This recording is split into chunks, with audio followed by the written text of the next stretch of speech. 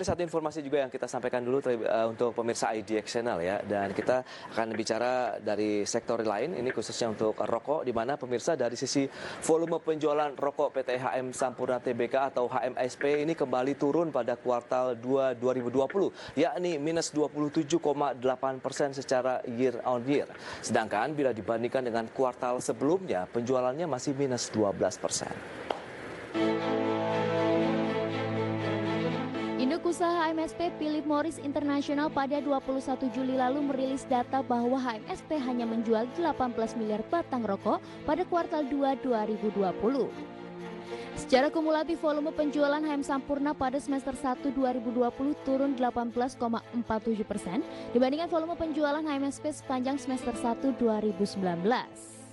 Merek andalan HMSP yakni Sampurna A membukukan penurunan volume penjualan yang signifikan 22,5% dibandingkan volume penjualan pada kuartal 2 2019.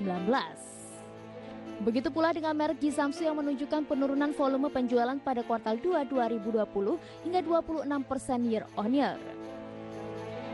Penurunan volume penjualan ini turut membuat pangsa pasar HMSP terkoreksi pada kuartal 2 2020. Pangsa pasar HMSP tercatat turun 4% menjadi 28,2% dari periode yang sama tahun sebelumnya. Baik pemirsa, kita akan lanjutkan kembali dengan infografik nih terkait dengan HMSP secara fundamental. Kita lihat dari sisi volume penjualan HMSP yang mengalami penurunan tadi sekitar 27,8% di kuartal 2 2020. Kinerja kita lihat pada hari Rabu kemarin yang mengalami tekanan hingga 2,47%, berada di level 1.780. Data selengkapnya bisa Anda saksikan di layar televisi Anda, sementara kinerja year to date atau tahun berjalan masih cukup kencang penurunannya, minus 15% dengan net profit di kuartal 1 2020 sebesar 3,3 triliun rupiah. Adapun PE ratio dari HMSP sekitar 15,6 kali, market cap-nya mencapai 207 triliun rupiah. Baik, kita akan lanjutkan kembali perbincangan bersama dengan Mbak Catherine. Ya, Mbak Catherine. Ya. Sudah disampaikan ini HMSP dengan penurunan penjualan cukup kencang 27,8% penurunannya di kuartal kedua tahun ini. Analisis Anda bagaimana ini? Apakah sudah mulai ditinggalkan dengan adanya data-data yang sudah kami sampaikan tadi? Memang harusnya penurunan ini sudah mulai diantisipasi ya, karena memang kalau misalkan kita lihat untuk hingga semester 1 itu HMSP telah menjual 38,5 miliar batang rokok. Nah, kalau misalkan kita bandingkan dengan second Q-nya, mungkin kita lihat di first Q itu penjualan HMSP itu lebih banyak dibandingkan second Q-nya. Karena memang kita lihat mungkin di first Q, Indonesia itu masih belum begitu terdampak oleh pandemi ini gitu kan. Tapi untuk di second Q dengan adanya PSBB dan kita lihat mungkin beberapa perusahaan banyak yang merumahkan karyawannya gitu ya. Jadi mungkin banyak orang yang lebih memprioritaskan untuk memenuhi dulu kebutuhan-kebutuhan primernya. Jadi kan memang kita lihat memang rokok ini masih masuk dalam consumer ya. Betul. Tapi untuk consumer ini bukan staple atau bukan kebutuhan pokok. Jadi mungkin masih bisa dikesampingkan dulu begitu. Nah, mungkin juga salah satunya juga karena kemarin ada peningkatan cukai ya untuk di tahun ini sekitar 23%. Nah, itu kan dari perusahaan sendiri juga meningkatkan harganya sedikit demi sedikit. Namun kan pasti akan berasa juga untuk di konsumen sendiri gitu.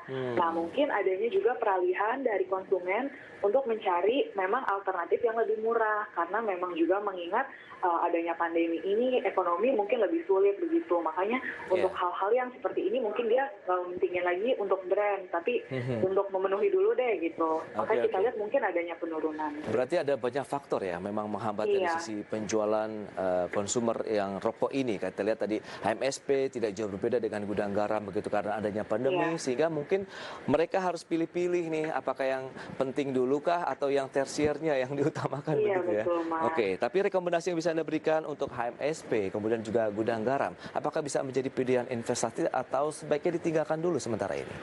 Kalau untuk HMSP sendiri kami masih memberikan rekomendasi buy ya. Oh, masih buy? Untuk secara fundamental kami masih memberikan target harga 2.500. 2.500 secara fundamental itu full year atau bagaimana? Secara fundamental, iya untuk 12 bulan. Oh, Namun kalau misalkan kita mau lihat secara teknikal, hari ini juga kami merekomendasikan HMSP itu buy on weakness di rentang 1.730 hingga 1.780. Oh, itu Dengan dia. target price terdekatnya di 1.900 hingga 1.970. Baik, itu dia. Buy on weakness tunggu di bawah di 17.30 ya, karena penutupan kemarin 17.80, sehingga ini masih dalam posisi rekomendasi buy on weakness untuk Iya. HMSP. Strategi yang sama untuk gudang garam? Ya, tapi kami hari ini masih lebih merekomendasikan untuk HMSP. Oke. Baik, itu dia untuk HMSP dan juga gudang garam dari sektor konsumer. Bagaimana dengan saham-saham yang Anda rekomendasikan menjelang pembukaan market hari ini dari MNC Sekuritas ini, Mbak Catherine? Untuk pembukaan hari ini, saham-saham pilihan dari MNC Sekuritas ada INDF dan ICBP ya, yang memang hari ini merupakan tanggal cum date dari dividen yang akan mereka berikan. Oke. Kami melihat memang untuk dari INDF dan ICBP sendiri kemarin performanya masih cukup baik ya. Baik. Dan dividen yang diberikan bahkan tahun ini lebih besar daripada tahun lalu begitu. Maka ini cukup menarik untuk investor bisa mengakumulasi dan mendapat benefit dari dividen tersebut. Baik, tapi kalau kita lihat dari Indofood sendiri secara fundamental bagaimana? Lebih diuntungkan karena pandemi COVID-19 begitu, di mana memang akhirnya banyak yang lebih mengutamakan kebutuhan primernya begitu, bahan makanan betul, khususnya. Mas. Nah, bagaimana Indofood begitu dengan pergerakan 1 bulan? Kalau kita lihat secara teknikal juga pergerakannya ini fluktuatif sekali, naik turun. Kemudian Anda melihat lebih kepada rekomendasi jangka pendek juga kah terkait dengan pergerakan harga sahamnya tadi? Kalau kami sendiri memang melihat secara fundamental juga sih ya Mas, Yeah. karena juga juga pas sekali juga untuk dividen hari ini cum date gitu kan ya, mungkin bisa mengakumulasi untuk mendapatkan dividennya. Oke. Tapi kalau misalkan untuk target price secara jangka panjang, kami juga masih merekomendasikan buy untuk kedua emiten tersebut. Oh ya, memang seberapa jauh sih penguatan yang bisa dicapai dari Indofood misalnya saja pada saat closing kemarin di 6.675? Untuk Indofood sendiri kami memang menargetkan secara fundamental ya, Oke. secara jangka panjang 12 bulan itu di level 8.500. 8.500? Iya. Oke, untuk ICBP-nya? Untuk ICBP sendiri di level 10.300 untuk Oke. target jangka panjang juga. 10.300 untuk long term investment, 8.500 untuk Indofood. Kita akan bahas nanti di segmen berikutnya apakah ada lagi saham yang Anda bisa rekomendasikan paling tidak bisa memberikan cuan untuk masyarakat investor Indonesia. Kami akan segera kembali sesaat lagi pemirsa.